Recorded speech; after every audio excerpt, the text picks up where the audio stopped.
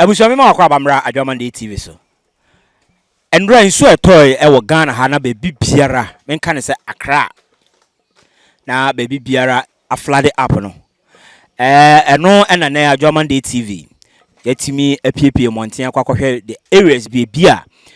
nsu no atimi affect won.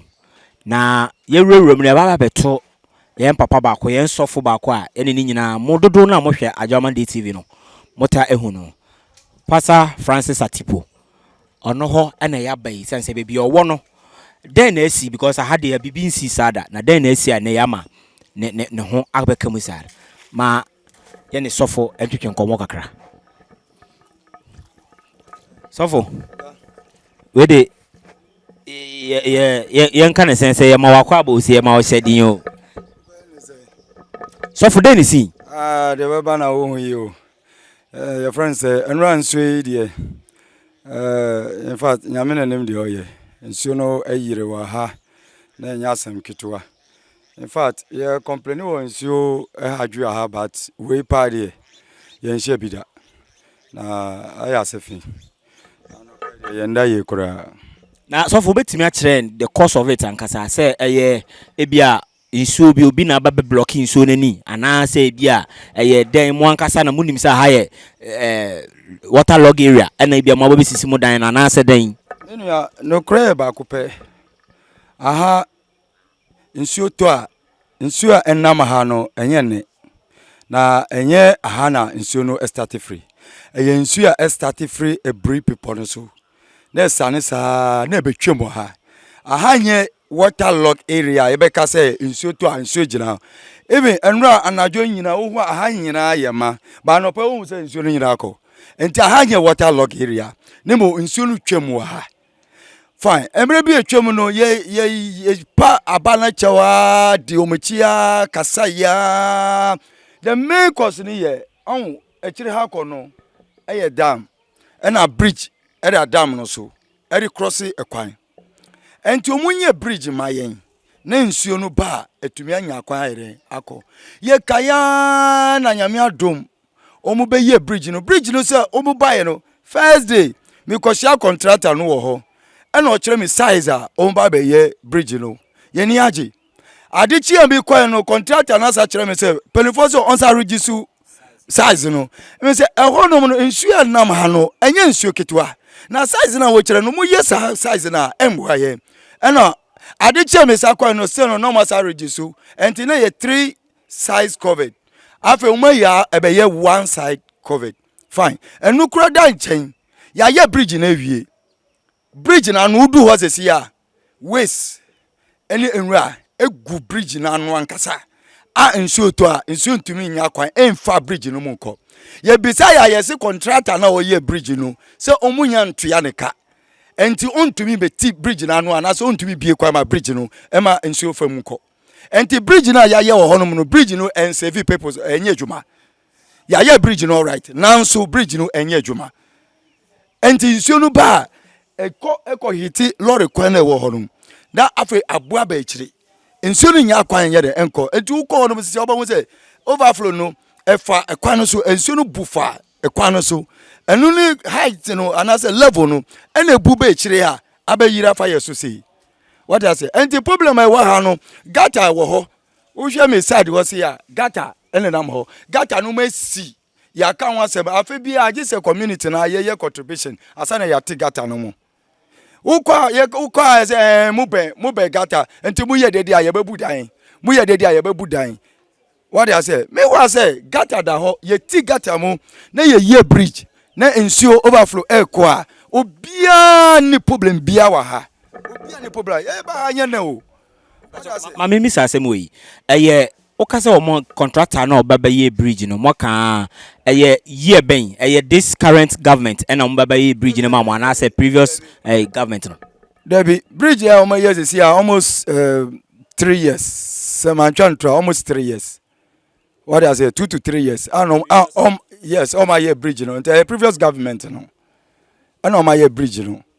what I say nti do one see a bridge no ho but wo be hu say nsuo no eto nyina no nsuo no mfa bridge no mo nsuo no fa bridge no mo na me pa wo sa complain we mo de ma ka kire assembly no ana say nadmo coordinators na around no won aba ma mo de complain ama mo de ana say mo nkan na contractor na mo approach no no kire mo sa explanation we on say several time ye complaining nadmo coordinator ye complaining mano there was a time or the machine ba ha kura say omo ba beti gata no mo omo the machine kokwan echi eti efri kwan echi eriko me ko tunu ka kire nse muti gata na nu ne nsuo no tumi ko na ye nsu ye tumi nya save o so ye be me hu ane se o ma pagya machine na ko assembly ya we ya report assembly ya kire assembly sa I mean I'm even fed up. abusuan aha ye Adenta constituency babia ye we ye frɛ ha Ashiyie amanfrom between amanfrom and Ashiyie no specifically ni yentime nka sa ha na Ashiyie anasa ha ya amanfrom nti ye ka no Ashiyie ha na Ashiyie na okay nti na se Ashiyie Fulani na senia waka no enye papa yi enko baby biara obefa biara problem no ewo ho na che se the main problem akọ so ha na nye waterlog dam no intimi flow and ama sa situation we nyina aba me pa cho ye misa se asemi esi no ebia nenko na sa de we a happen and I say every year bia nsu toto esi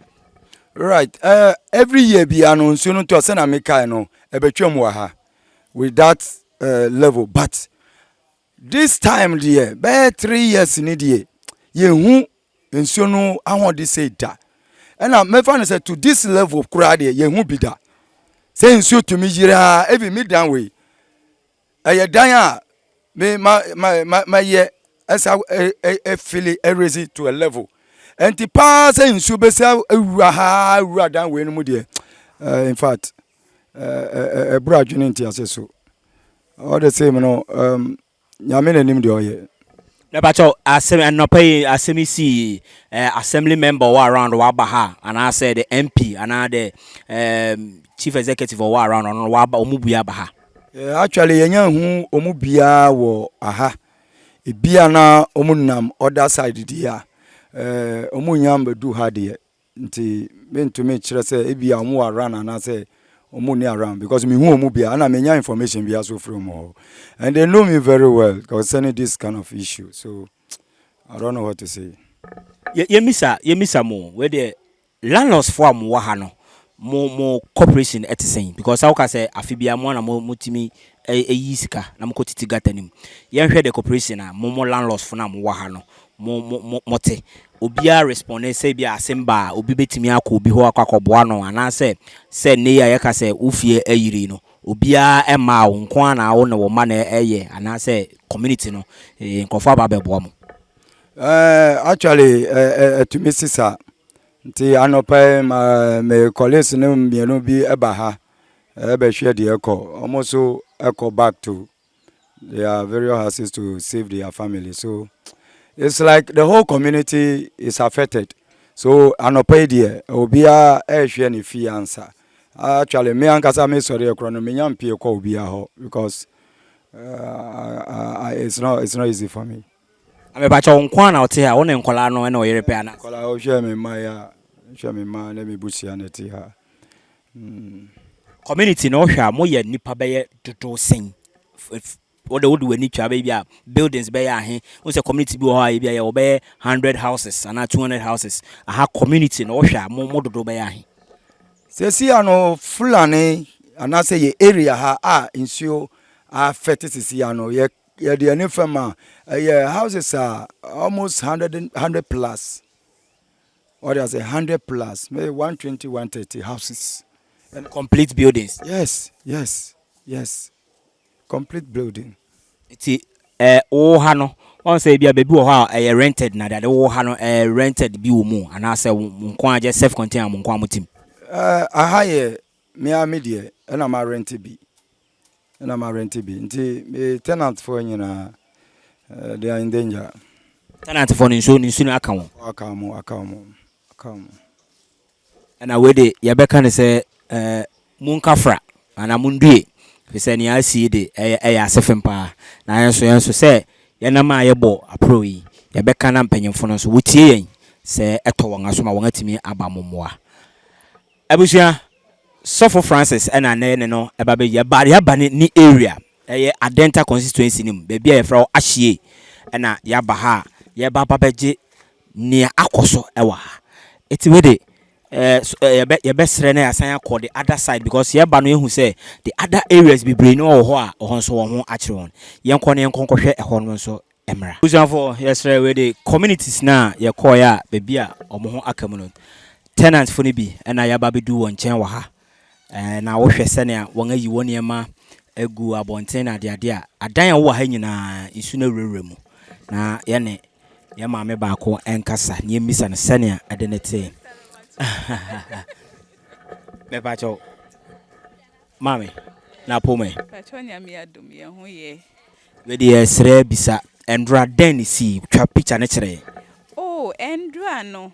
na bobe si 11 to 12 ho na pon free asori bae na mempo na obi afrɛ me nti mekoye adwuma bi nti na nsuo no start ye nti nsuo no start ya nti na maye adwuma no we kra meka ho na ma frɛ fie na me si Sara matu efie ti sen because me hu say area mo ho no na ne ekọ ho na enye easy na me frɛ say Sara matu efie ti sen o si efie enye kra o baby a oda de ka ho a na Mrs. Auntie minam so mwa me fa no ho abaya me gina ha no na aha ni nyina ye ma even store na ya ye no kura nsuo mba mu da ba mbedu store no ho na ho aye ma ni nsuo o nti efie no kura me nti me nrura mo nya me adum kola no de na o makọ tena esuro ho no na me ba ye me so media aka store mo ho sa nti den mu de me dem de man nti me anda mu ndura nkola no so o mu pechi yen sansa na adichin de a ye ukọhwe dem a bibia danso no so me hu ne amenyempo na ye bisa o mpacho aha no wo ye tenant wo ha na ase mo na mo ye landlords no oh tenant for no mu si nyoma bebre wo dem ebi mu so wo dem nti media me ye landlady papa no ne yire ne me na yem bisa niema bi asese niema bensa na hwa say wa hwe dem nyoma ti say TV fridges any edem nyoma ye nyoma entalie ye bags bibia danso no unti me fa hwe ebi ni na sister no AC ni sol entalie ni bag nyoma ni nyina danso nani ntendansa na mu sese me amedie no the way anso ne kom no emu ayedu nti me mpagya mba bontinti ni nyina ewo dem ho na asemi ba isa no assembly member ana se MP4 no mpanyimfo bi on aba ha na obi anyam ba ha previous time no ya no mo ba ha omusi gotes ombe ya my up to date omunya anye hwehwe but sese otimi hu say it has gone beyond our bearing sese anu ye dia ha ni nyina say yes o ka say previous times na che say ade atasi afibia si afibia be si 1 year bia esi first say 2 years mitimi steady say 2 years bia na nsuo kese ese timi to na say nyoma ba sesi anu ensan du afi ube hu 5 months 1 year na aba nti ni aba ndu ade nu eche me hu bida echen bibia ti den na the course I man nsuo ye timi e flows and den pa na wo hwa the course gota na ewe chire honum no say omunye hu bibi nka omutimi yi gota no na etimi fa kwan mu straight ekwa any more vansu bridge na ewo nu hwan no bridge no su no entimi flow nko enima se ne be ya nso no ekwa na akọ nti enu ani se nso no kọ na anya kwan ya na asa bachi bachi sana eho de no no apekwan obefa akọ bebia obepe bia wahu nti ndura no nso no afa kwan se ebefa ni nyina overflow sa ti anu ayedi ndura pa yi uhu a ehu beka wa hu sa de ne dan wo yembe hwu obi ti se sister na osi nyoma ndura nde ndo ogina ho a nti me nye ne ho na ehwe enkwala no eba sa no na nkwala nketewa wo ma omo Omo say basa nkwala no ye fa omo pia eye den nti nkwala no mo ye no mo sen. Say Ashiyie ni de ondo muko abansuru no su kotena nti de omaja omunyoma ni nyina wonsu nti enu ani se oma frusuro honum na omuti ho ansa na meme bae nti enu na mama ye safe nkola no mu de nyame adom mo ho ye Bia obia empra wo area nim se bia ofie ha obi ka se me pie a me kwa akofa nsuo na se me kwa akofa de se na makwa akokopra. de me fiefo no mu nyina de ba sa de omu nyina hu ka omu ti omu ko gina suro ho nti oma ya attempt se omu gina nsuo no mafa bibia na sisi nti omu ye save. Na ye beda mo asen so ne ye be na be kan se monka franso ne be si bia no ye be ba around why ye da masen abusia woma isu no atimi aha won akokokoko won den no emu bi na ye ne won akakasa na landlady a efie ono na ohwem ono na enenem ne nkwala na se ne tenant for no won wa ha no won ho akamu a ye ba beto won wa hai aya Adwamande TV koso na de achi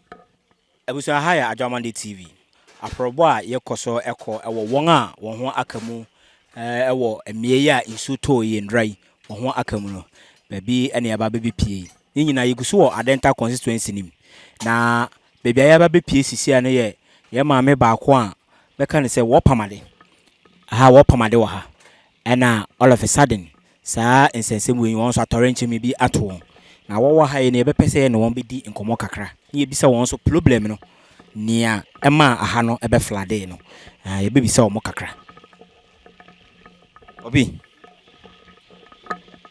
yema wakwa ba mra Adwamande TV so Joso boko na we de yemi sanete o yehu se mu fie ha ensuo no affect mo pa ya ade bi afi bi affect mo ana say this year pe na manya sa experience we na first na gata ni all the experience that sa we no time on be yi gata no de en high biom but me say gata na toki gata no mu team no 2 years ni ndi sanka be yi anka mu team every year my there fine any problem no na problem wa na me ba cha woka say ye team mamo aban no na team ana say mo ankasa na mo contribution na mo de ti gata nim first be the yankasa na team but last 2 years no na aban be GN na team my up to now no this year ne dey aban ne ma me too team mamo eno na mo hwa akoso sa we nyina yes aban on be team my nti no na koso we nyina yan hwe niema ni bia affect mo nim se wo pamade wa ha machines no na ho aka ana se bia eden mu niema bi na ho aka o amanfo ntumankwa na asai wa na yankasa ye dem so ya tade ye forms ni nyina afọ enu nkwa na ye ade ayese ye afraid no so affect no mo wo enkwala nketo wa ha bia bai won so wo ho kan mu ana oh ye nkola mu nyina o manyi pakupe na meka se onye o 9 years but time ade no si ye de ya save mu nyina ye de mu nyina akogu ekwan nti obi anwa aka wa obi bisa se nia ehefa na endra ye hwe se na acd ehefa na mokodae mo nya ba bi da na se dan no mo twe ne ma ne pie wie no ene bia mo da dan no ma na se mokoda enamfofo na abusuafo bi ho ye sanso no wie na ye tutu inside no fine na ye dem endra mutimi da efie nim oh okay it is say no concern be na we raise the ama government no sisia oh me problem ni ye potem lanes no ye pe gates because ahanu ayekwa say asani kakranti ye pe gates e wo lanes ni nyina no na gata kese no so mbati maya every year fine I save wa obi se mo amunim se aha ne ye waterlog area obi na eka se mo amunim se aha ne ye waterlog area na mo ama ba sisi adan na mo blame se aban no mra na o ma ye bibi na aban ne ba no ka se oba ba be tigata mu kra na mo se obebubu mu dan enti no mo ma mo kwan na mo ma no kra be na wasase mu oh sasem no de in fact say to me time am beto aha no de ohun nso bia wa ha ye nim sa ha waterlog ye sidan no wie etire no ansa na ye hu say nso no startifa ha na yankasa ye contribution na ye ma nsuo no kwan ansa na government no de na no hyem na no so be start yimaye nti aha no ye nim sa ha water lock to be frank. What area no match? How many years ni? Almost 10 years ni. You ha 10 years ni. Sa 10 years ni na sa asem we bi nto mo da ana mo first time ni. Na me say time a ye nya yi gata no de eba bebre. But time a yi gata no pe na nsuo nankasa no enya kwan na e flow. Na ye potem we no so road no so nsuo ninam nti sanka ye wo ye nya gates wo side and side and one side crown fine ebe boy Yembisa say nsuo no mo hwa ehefa ne firi ba eye se na woka patampatamu nsuo no na ama na yesa anase wo baby specifically ye fiba na ama we nyina ha mo ha o steady abon say free amahia side amahia area hono sa na me steady so ma say free amahia side because gata no free ho when e be see o ha say abusuafo yem papa won so ne ho akam se na oka no o se enkrofo niema opam ampa so hwa machine sisi ha entama ne niema ewo ha nyinara na ne ho aba asemi na che se won aye won den so eba be frefre aba beje won niema eti e besere aban no se e besere no on mana nadmu mpanyimfo and said the assembly no enti won ani na womra Adenta constituency ha bia ha ye frɛ ha Ashiyie womra ha na woma mehwɛ won a wo ho akamu no ebi emayen aya Adwamande TV yekoso a yebo apro ebuso Adwamande TV so emprobo a yebo efa eye bebia isu no aha won no yeguso wo Adenta constituency nim bia ye frɛ ho Ashiyie na sene a wo kyerɛ no oko babia na kokko bisa wo se eye dam ena bridge ena akwakokko so sawe no nyina ampa dam no ena yehu no na e wo se etimi eflow pasisi na etimi flow because of say won mabaye eye bridge way eti ene bridge ya yigina ho yi aha nyina na won afele aha no kama cars etimi efa ha bebe ejina na ye car kwan mu na so ohwe se na isu no erosion etimi take place na afa ha nyina na eya adea eye asefem eti with this no eno na akwa eti say obia complaining said the cause of flooding no eno na yesa adwumadie eti yesre the Adenta district assembly and nadmo coordinators no ye be strong say womra na woma meboa won se bebia aduru no ano ye den empanyimfo a wo kan na eyiyie no so ye be sere womra na womeka bi emfa emma won eya Adwamande TV Adenta constituency no yeguso a ye wo no na ha Adwamande TV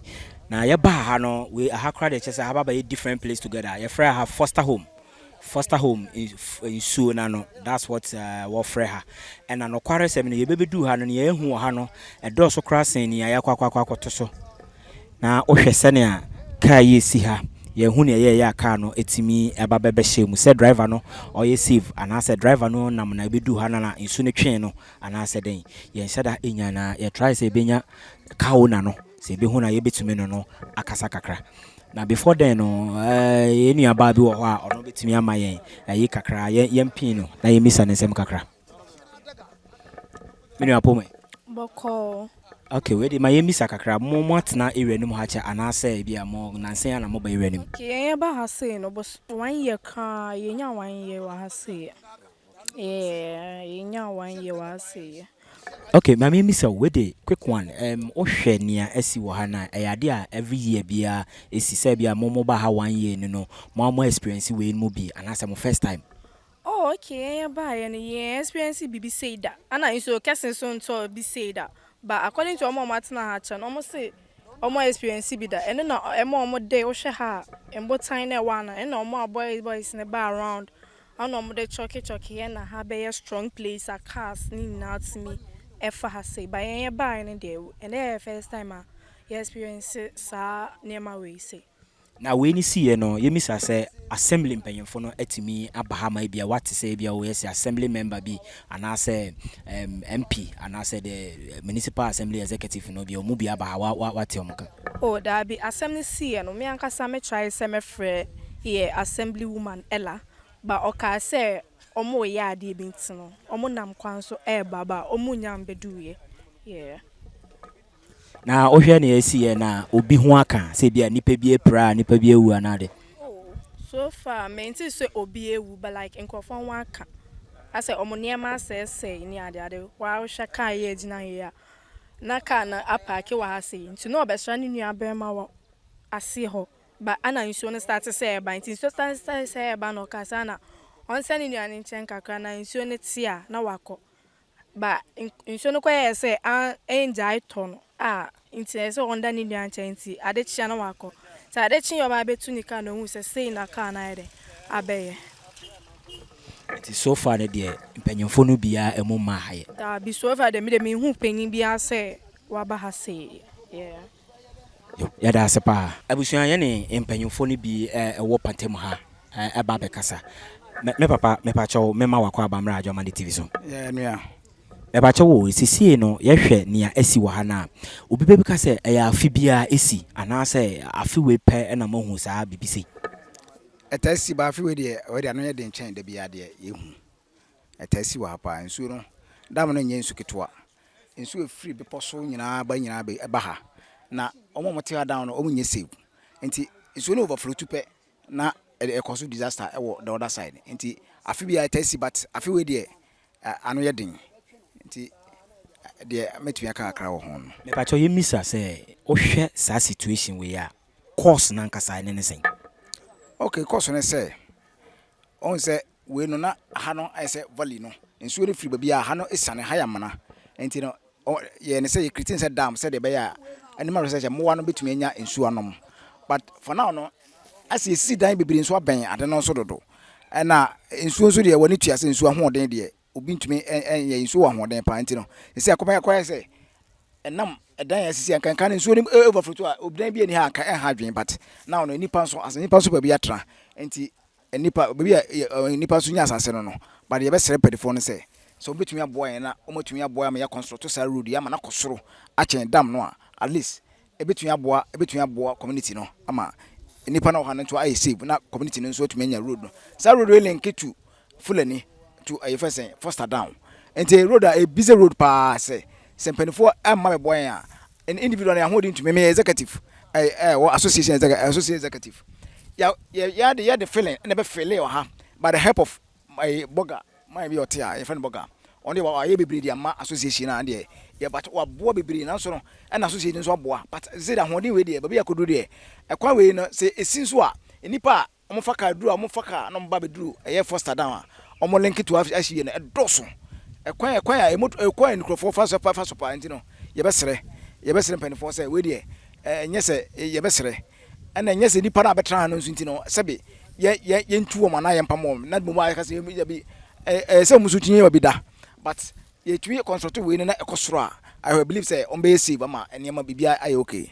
Me pa cho me misa previous government no ohwe nia asia ebia mo bekasa association mo ana na ebia mo take on yourself na mo ye feelings bi na ade ohwe previous government na asem bi si se ma otimi omoma nkrofo ba mo ana yeah MPP government o ma na dum fo ba ha pa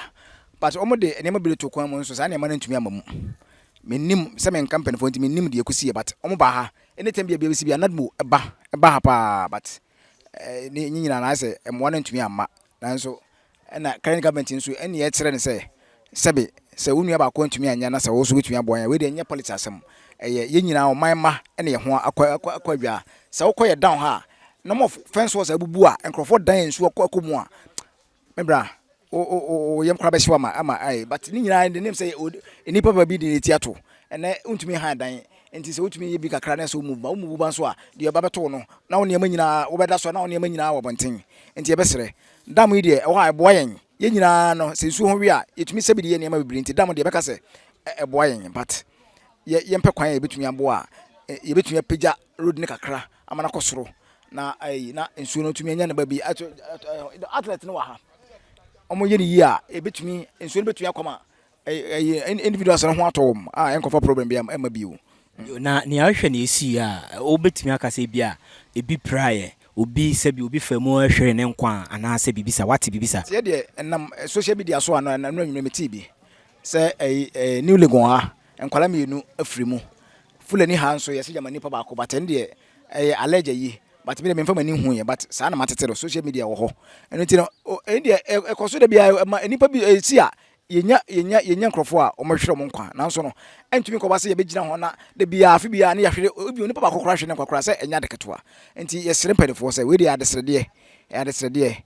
ommoan na yemeya saa kwan we kan ye bechen ke bi hu na kampanifo aye enema gu kwan mu a omde feeling baba na ya feel yakosoro na ye de ayi bolesi agye ho nyina aye defense no se de be a dam no nso benya nsu ne kwan akọ na la ayi no road no nso yetumi anya kwan afa e ba sa omoda ho nyina na save na tumi abo ye nyina na yɛte sɛ yɛsɛ mpanyimfo no mato nsa frɛ mpanyimfo no bi sɛ ɔmo mmra ha na ebisa sɛ by now no ɔmo aba ha kɔ anaasɛ panyin bi ɛmɛ fa assembly member DC anaasɛ MPB nto ne nansi ha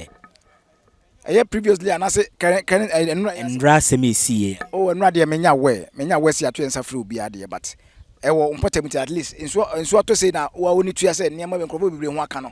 I believe say uditi sɛ uditi sɛ obetumi abisa say hefo na mo aka na watu na mo because to be assembly man no enya de da fam e was always be awdo hone na waso nyina tietie hu say nkrofo no ekọ ahohia mu na no akọ ahumu abetumi de abom for now de yente assembly man bia yente MP bia nso nka ye better as say yenya bre na onya bre de ma ye nyina ye twetwe nkomo ye da sepa ti abusua eno na yeguso ayeka no sisi a no hwe the current state a ewo eye Foster ena Fulani anasa Ashiyie Fulani no ano ye den papa insu no insu a enye nne per the history about sa insu we no wo kira insu ye insu bia Animal Research Institute aban adwumaku no won wo betu insu we na wo betu insu we no na wo kira se wo de edufidi won moa na ene ababe kese pe water ebinom eka ebinom so entisa na we are here so say ye be komuni akwakonya the real source and say the real history about this particular dam kayen wa ya adwamande TV abusan yensa aka yenuanom bia won so won atena area num ha achepa na akwanya abaye se na ono so ekasa na etie won so won anum asem the experiences a won anya awo aha no for years a won atena ha menua mema kwaba yeja yenua we the young call so straight ndra ana ye nyina ye tese nsu etoyi aha nyina ai ye hwese na kwan no mu achemienu a ye bae no ebinum keka se community ni mu no mo ana mo afato mo so abre bia mo na mo fele kwan no aban no nsa enim enti no mo so se mo ye na mo ahoden betumi na mo ye na mo ntimi nye bibra na chese we num nyina akoso is it the first time asai kwan we mu che anase ade a happen no ya ade a happen it has happened before, but it happened here. No, there was no government support. So there is one man who stays around here. He's the one who did the bridge over there. So he's the one who brought this. All this I can say mobile wing and I buy and why at least or the bad like from time to time and ultimately feel here. So it was an amateur. So ultimately feeling you know. So I think when he did that, 1 year passed. We didn't experience anything like this, but just yesterday when the heavy downpour came, then we experienced it again. So this is not the first time happening, and when it happens like this, until an individual stands up or the community stands up, yenya mwabia and free government to concerning this situation. Okay, it is say an can ohwe bridges no I think a hono ma chire hono pen outlet a man nsuo no flow ebetumi aba say bia eye baako pe enti na ma sa de we asi ana say e bia bibi foforo nkrofo asisi adan asi kwan no muntia. Yeah, sure, because that bridge in Agradaa previously it was just a small bridge or hono, but as I said previously, say that man all feel white one no na oba but na hono na since it's closer to the dam no pretty and on large bridge no. But that bridge is not enough because you can't tell me say you can direct all this river here or water here to go and pass that side. So I think to secure this thing say from it happening, I think we have to get maybe two or more bridges, yes, so that when the rain comes, it happens like this, the water can have a passage to flow. Without the passage, this will keep on happening, even if we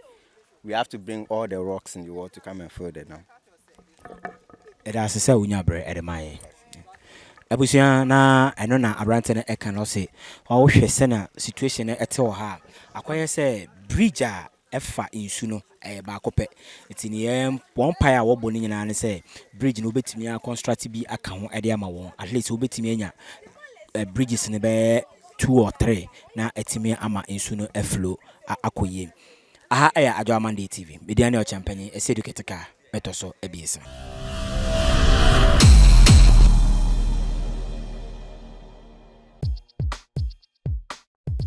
The better how. You say, "Go make join the pair." Right. Go You queer internet to see you. never tea. And yet, then Danta. No, Danta is come one. Sir, you couldn't cool. Couldn't cool out home tea, the home. The young folk we are poor Bayonia. Bema. It's one corner of our Jerusalem. Selfie. Of a biographer couldn't buy. Mamma Yakomia. Then you could Mr. Lotson. Equating the Lotson Foundation. Lotson Foundation. Mother no more. Mudu you call my come home. A boy won't be, sir, not a buoyant, a pomp of 4. Won't be, and Palau school no near before. Like one, the Paben in Pabes, Salamuyan. Oh, you couldn't some. Oh, okay. Never. And found a tribal womb, and found any religion at womb. He say, we be your number, and what fun about now, friend, who will be a queer. I say, what far a year a walk into the young poor, what a call and castle. Say, womb, no, would did you maybe say ye, and answer it for. Never said, don't better watch it. Quiver back. See, come from the Radical catchers, I forget it. Who will queen, or Babaco schools, Casamaya Bassa, equivalent soon. We are see for never be, I will be up as a penny, Sir Equidian. You are welcome. Lots of foundation of agriculture. And not just alone, I can go for dinner, my judge. Mammy, Menty loan. Men kwa jua wabosia Emerson sona medaoka na asa achire bia medaoka wo kuimu na si business ayi bia wo ku na abehwe na ya hwe odwuma wo ye ho ya bo bitiri na wo de ye adwuma ma mo ato eno na yiku papa na ya mfo ko eri chale o metwa dala na asa be ma na meka sana wow na mi traffic da ti Lotson Foundation aba ama mborofo eni bi enye ni da so Dunia. No coin. Share. What's up number? You know, also with me for number. Now, afraid. A fala Lotson Foundation. Papa.